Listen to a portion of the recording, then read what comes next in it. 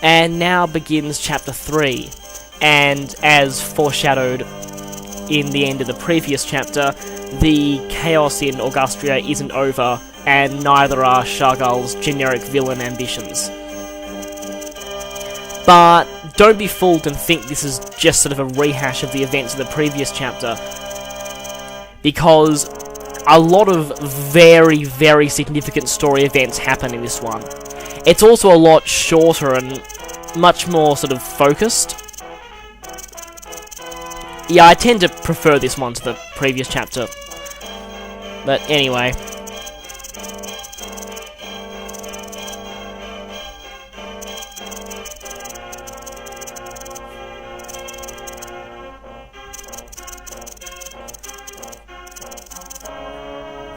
Yeah, of course Shagall's going to attack you again.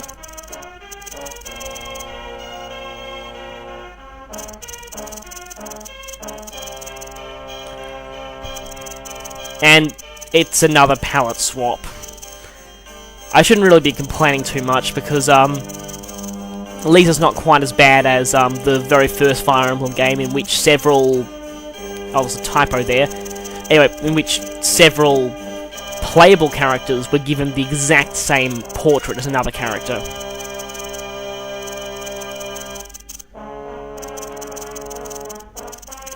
Oh, you might see what's coming here.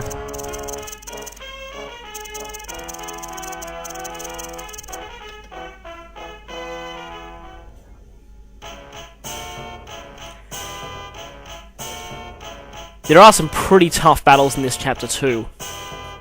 Well, mainly one that's really annoying, but... firstly...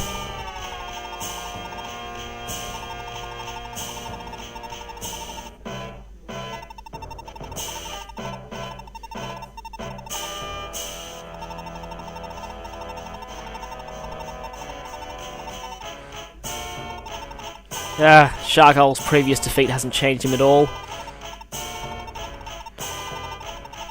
So now he's sending in this mercenary guy called Jacoban in dialogue, but for some reason this translation patch isn't perfect. He's referred to as Shakoban in the map screen, which is pretty weird, but...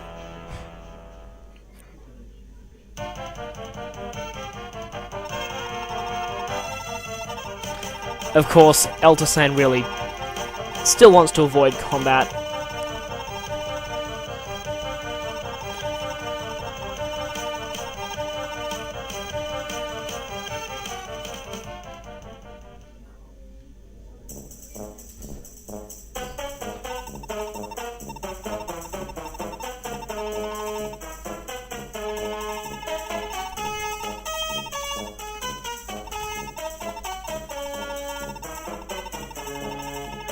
And as always, you'll have to deal with, in this case, pirates trying to destroy villages. The main difference is they can cross water.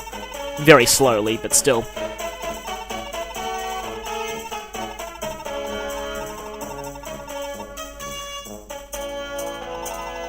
And it looks like Gerard and DiMaggio have dyed their hair and decided to be pirates.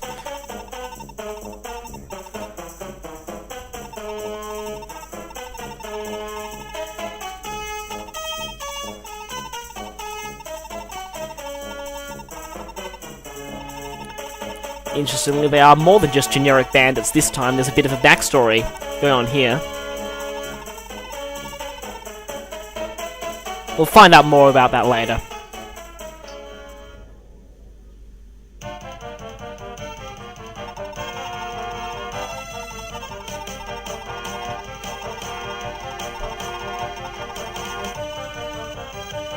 Because he's a generic villain.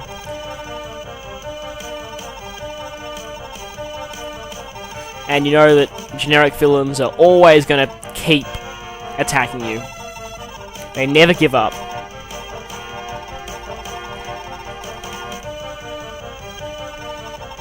Now, interestingly, quite a lot of time has passed between Chapter 2 and Chapter 3, because, yes, Sigurd now has a son,